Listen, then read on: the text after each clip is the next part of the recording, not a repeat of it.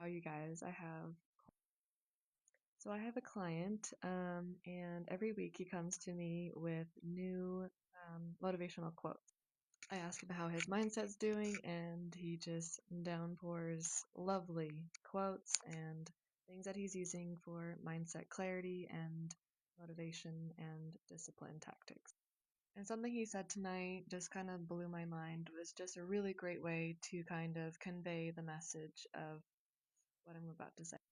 So, I, as a coach, have already been forewarned that about 60 to 70% of the population have no idea that they have a problem.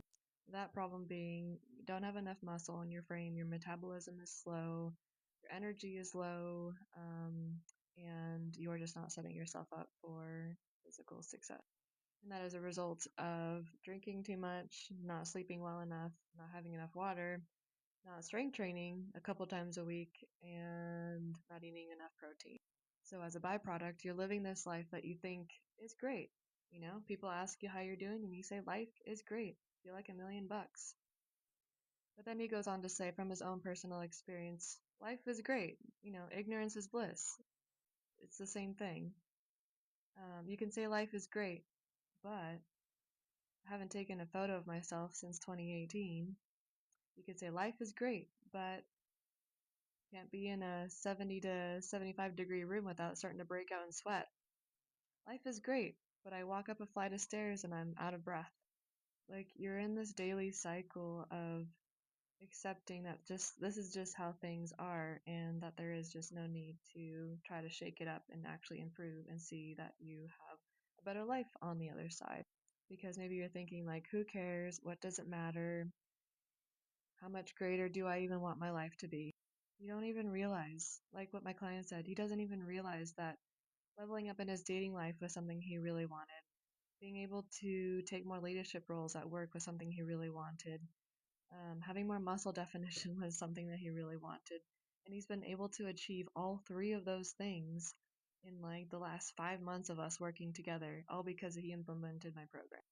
And he says it himself. He says that the whole check-in part, the check-ins are what keeps him accountable, is what resets his mind, resets everything so that he can show up to the next week and feel motivated and ready to get this going again. So no matter what happens the week prior, you come to me and just let me know how the week was. How was your water intake? How was your sleep?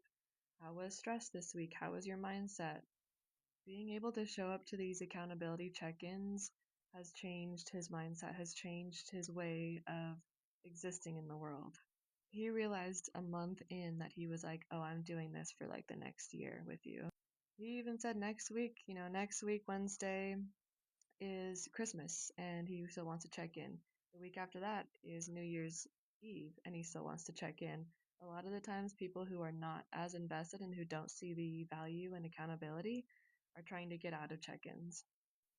So, going back to the whole, if you're telling yourself or telling other people that life is great, but then you're thinking to yourself, but I'm uncomfortable in my clothes, my feet hurt because I just had to walk like, a mile from this destination to this destination. All these little things that otherwise would say that your life isn't so great, and that if you just did something about it and that you were lighter on your feet, you felt more comfortable in your clothes because they were, actually fitting on you. If your metabolism was speeding up because you're eating protein and strength training, all these little things, if these were all just implemented and you actually felt great and you actually saw your life improving other than just your physique, you saw your mindset improving, you saw your motivation and your drive and your work doing a lot better, wouldn't that be worth the weekly check-ins?